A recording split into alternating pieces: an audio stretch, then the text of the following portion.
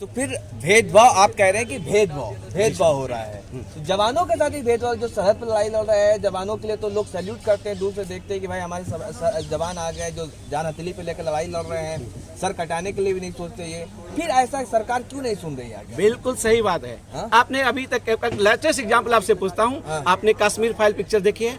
हाँ देखिए आपने, उसमें एक बड़ा अच्छा से डायलॉग, सरकार किसी की भी हो सिस्टम तो हमारी है। सिस्टम किसकी है? हमारी है। आपने देखा कि डायलॉग बड़ा फेमस है।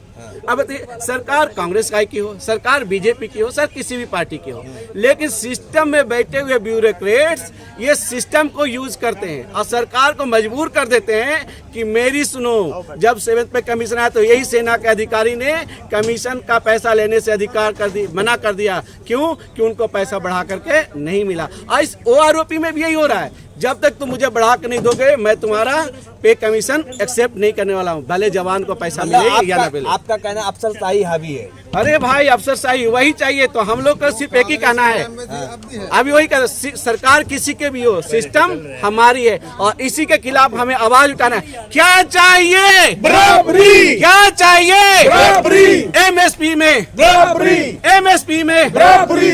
MSP में बराबरी। MSP में बराबरी। CSD में बराबरी। CSD में बराबरी। कमीशन भत्ता बराबरी। OROP बराबरी। OROP बराबरी। और जिस सपना को हमारे अंबेडकर साहब ने, भगत सिंह ने, चंद्रशेखर जी ने आजाद भारत के लिए, समानता के लिए अपनी जान का कुर्बानी दे दी, उस बराबरी के अधिकार के लिए, उस आजादी के लिए, वो अफसरशाही, वो हिटलरशाही, वो भेदभाव जिससे इन सारे चीज से आजादी चाहिए। क्या चाहिए? बराबरी। क्या चाहिए? बराबरी। आजादी। क्या चाहिए? आजादी। क्या चाहिए? आजादी। क्या चाहिए? आजादी। अफसरशाही से आजादी, अफसरशाही से आजादी। अफसरशाही से आजादी। हिटलरशाही से आजादी। हिटलरशाही से आजादी। भेदभाव से आजादी। भेदभाव से आजादी। अच्छा ये बताइए कि मोदी जी सबका साथ सबका विकास की बात करते हैं, सबके विश्वास की बात करते हैं, तो क्या उन तक आप लोग की बातें नहीं पहुंच रही है? अब सही बात है भाई, एक कहावत है, मैं महाराष्ट्र से आया हूँ लेकिन बेसिकली मैं बिहार का रहने वाला हूँ। बिहार कहाँ से? बिहार में पटना का रहने वाला हूँ, नालंदा डिस्ट्रिक्ट का, लेकिन माइग्रेशन हो गया। अब जैसे आपने देखता होगा कि बिहार से बहुत सारे माइग्रेट होकर के दिल्ली आ गए, पंजाब जाते हैं, मैं मुंबई आ गया। अब एक कहावत है बड़ा बिहार में, निमरा के मौगी सबके भौजी। अच्छा, आपने सुना होगा, नहीं तो आप सुन लीजिए कि जो गरीब किसान का होता है उसका कोई आवाज नहीं सुनता है। ये जवान है जो भारतीय हैं, जो अंग्रेजों के जमाने में जब भारतीयों का नहीं सुनता था, आज यही अफसरशाही है जो जवानों से ये करेंगे क्या? इलिटरेट है, अनपढ़ है, लेकिन सोशल मीडिया का जमाना है। ये सरकार जिनका कब्जा सोशल मीडिया, गोदी मीडिया और जो लिटिन मीडिया आपस में लड़ते थे, आप जैसे पत्रकार के कारण ही ये समाज में जागरूकता फैल रही है कि अब सैनिक जाग चुके हैं जो भारतीय जमीन से उठे हुए हैं, जो कैम्ब्रिज विद्यालय में पढ़े हुए हैं, DU में पढ़े हैं, टॉप रैंक के, जो ऊपर से ऊपर आके कमीशन अफसर बन गए, वो भारतीय जनता को, नब्ज को नहीं जानते। आज भारतीय जनता जानती कि सोशल मीडिया का पावर आप जैसे पत्रकार के कारण, और जो जवानों की आवाज को साथ में साथ मिलाएगी। आप बड़ा गंभीर आरोप लगा रहे हैं, लेकिन मोदी जी तो जवानों का सम्मान करते, दिवाली मनाते आप लोग के साथ में। बिल्कुल सही बोला, बिल्कुल सही बोला। अब एक बात बताइए, डिसिप्लिन फौज है, डिफेंस डिसिप्लिन फौज है, वहां पर जब प्राइम मिनिस्टर आते हैं, राष्ट्रपति आते हैं, तो साथ में खड़ा करते हैं, तुम्हें क्या बोलना है और क्या नहीं बोलना है। अगर आपसे पूछा जाएगा आपने एक्स्ट्रा बोल दिया तो रात को फिर आपका डिसिप्लिन एक्ट में आपको पनिशमेंट चल। अब कौन सर्विस में रख के कौन डिसिप्लिन तोड़ेगा? तो प्रधानमंत्री तक वही बातें पहुंचती है जो अधिकारी बताना चाहते हैं। प्रधानमंत्री और भारत सरकार किसी की भी हो, भारत सरकार क्या करती है, सारे लुटियन मीडिया और गोदी मीडिया पर कंट्रोल करती है ताकि भारतीय जनता को भारतीय जनता तक आवाज नहीं। लेकिन लुटियन मीडिया और गोदी मीडिया के अलावे भी एक चौथा स्तंभ आ गया है, आप जैसे पत्रकार जो जनता तक आवाज पहुंचाते हैं कि रियल ग्राउंड लेवल पर क्या हो रहा है। कल से एक छोटा सा एग्जाम्पल, मनीष सिसोदिया साहब के घर में जाके उनका कुत्ता खाना खाया कि नहीं, बीवी रात को सोई नहीं, 24 घंटा चल रहा है ना, गलती बोल रहा हूँ बताइए आज तक पर। लेकिन बताइए किसी ने भी देखा कि पिछले 8 दिन से ये सैनिक भूखे प्यासे कैसे जी रहे हैं इस रोड पर, दिल्ली के महान देश के महान राजधानी के सड़कों पर पिछले 8 दिन से बुला रहे हैं और चिल्ला रहे हैं कि भाई हमें न्याय दो, न्याय दो। किसी गोदी मीडिया, लुटेन मीडिया आया नहीं आया। ये आपके कारण कि जन जन तक पहुंचाने की आवाज आपकी जिम्मेवारी है और प्रूव करना है कि लुटेन मीडिया और गोदी मीडिया के अलावा भी एक और मीडिया है, वो भारतीय मीडिया है जो आप जैसे। ठीक है, आपकी बातों में एक विरोधाभास भी नजर आ रहा है। हाँ बताइए। एक तरफ आप कह रहे हैं कि भाई अफसरशाही है, दूसरी तरफ सरकार को भी ये कह रहे हैं कि कंट्रोल कर लिया गया है, उनको उन तक बात नहीं पहुंच रही। क्या सरकार आपकी सुनना नहीं चाह रही है या अफसर जो है आपकी बातों को जाने नहीं दे रहे वहां तक? अब बिल्कुल सही सवाल आपने पूछा है। हाँ। अब एक बात बताइए, उनके पास एक सिस्टमेटिक ऑर्गेनाइज सेक्टर है। हाँ। जो ये जानते हैं कि अगर हमें जनता तक, पहले हम ऑफिसर्स की बात करें, वो जानते हैं कि अगर हमारी ये चापलूसी, ये मक्कारी या चालाकी पता चल गया तो हमारा भारतीय जनता के बीच में इज्जत चला जाएगा।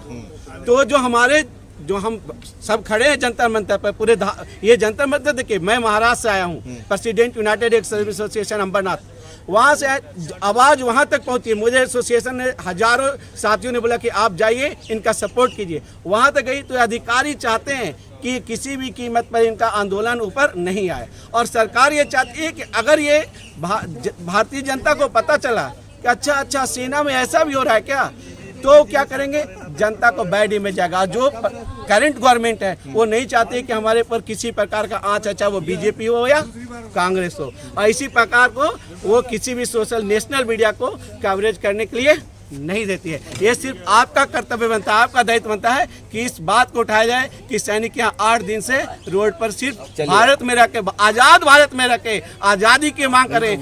बाबा साहब के संविधान जिसमें बोला कि सबको बराबर का अधिकार है, वहाँ पर रह कर के बाबा साहब के संविधान के सर अपनी बराबरी का अधिकार मांग रहे हैं, जो उनका काम के लिए। एक आखिरी सवाल है, अग्निवीर को लेकर दिल्ली हाईकोर्ट ने आज मुहर लगा दी है, क्या कहना चाहेंगे? अब एक बात बताइए भाई, एक बात आपको बड़ा एकदम ठेठ भाषा में समझाता हूँ। हाँ। सर आप लोग भी बताइएगा। हाँ। जवान में भर्ती कौन होता है?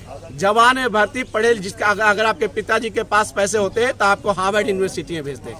आप समझिए, आप personal, don't take it personally, I am telling you, अगर आपके पास पैसा होता है तो आज तक बड़ा मास कम्युनिकेशन मीडिया में करते हैं और बीबीसी में जाके एंकरिंग करते हैं। सही बात है। हाँ, अब एक बात बताइए, जवान भर्ती होते हैं गरीब किसान के बच्चे, मिडिल क्लास के बच्चे। ऐसे नहीं हो, साधारण बच्चे नहीं होते, वो इंटेलिजेंट बच्चे होते हैं कि उनके पिताजी के पास इतना पैसा नहीं होता कि लाखों रुपया देकर कोई इंजीनियरिंग मेडिकल करवा सके।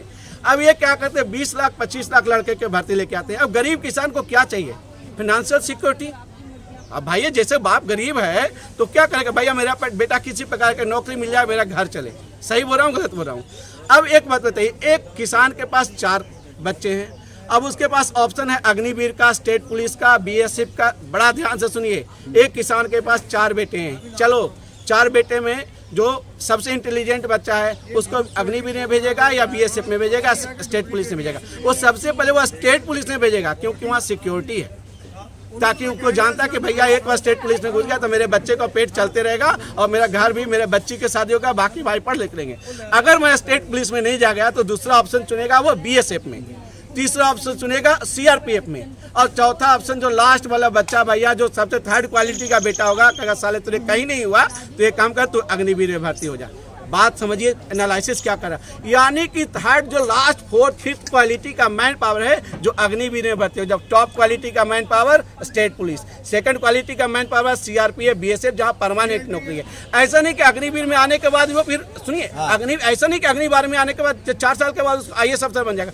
अग्निवीर में आने के बाद भी फिर उसको रिजर्वेशन किसमें दिया गया है? आपको स्टेट पुलिस में जवान के लिए भर्ती के लिए रिजर्वेशन दिया गया। यानी अग्निवीर छोड़ करके भी आपको स्टेट पुलिस में ही आना है तो अग्निवीर में क्यों जाएं? समझिए, सीरियस मुद्दे।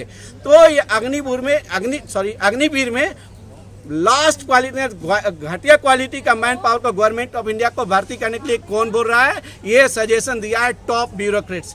दे are not loyal to the nation. वो सेना को कमजोर करने के लिए ओपन मैं ये बताऊं, उनके ऊपर आरोप लगा रहा हूं, ये भारत देश को कमजोर करने में लगे हुए हैं, चाहे वो किसी में, चाहे यूरोपियन कंट्री के, चाहे अमेरिका ब्यूरोक्रेट्स में, चाहे चाइनीज, वो भारत सेना को सीधे सीधे कमजोर करने में इसलिए लगे हुए हैं। तारीफ की जा रही है कि भाई ये जो अग्निवीर योजना है,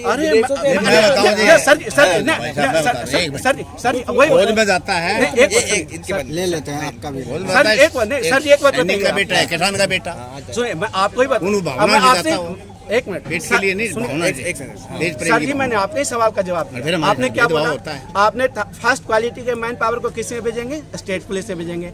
लास्ट जो घटिया क्वालिटी का मैन पावर भेजेंगे, तो सुनिए पहले खत्म नहीं, सुनिए एनालिसिस की बात है। लास्ट क्वालिटी का मैन पावर किस भेजेंगे? अग्निवीर में, क्योंकि 4 साल के बाद उसको फिर से स्टेट पुलिस में आना है, तो हर एक आदमी सिक्योरिटी चाहिए पहला। तो अब हम ये तो किसान के बाप की बात की जो बच्चा, लेकिन अगर आप होम मिनिस्टर हैं, डिफेंस मिनिस्टर हैं, आप टॉप लेवल में बैठे हो, तो आपको क्वालिटी का मैन पावर चाहिए। जब आप जज करेंगे, अरे बाबा ये तो टॉप क्वालिटी का मैन पावर छाट छाट के स्टेट पुलिस में जा रहा है, और सबसे लास्ट क्वालिटी का मैन पावर अग्निवीर में जा रहा है, क्योंकि 4 साल के बाद उसको स्टेट पुलिस में आना है। तो जो ये पॉलिसी है, गवर्नमेंट तो 4 साल 5 साल के बाद चेंज आती है। वही बात है, सरकार किसी के सिस्टम तो हमारे, तो सरकार को सजेशन क्या देते हैं? एक काम करो, अग्निवीर में भर्ती करो, सुनिए अग्निवीर में भर्ती करो, और क्या होगा? ये उनकी साजिश है अग्निवीर को, देश को कमजोर करने के लिए।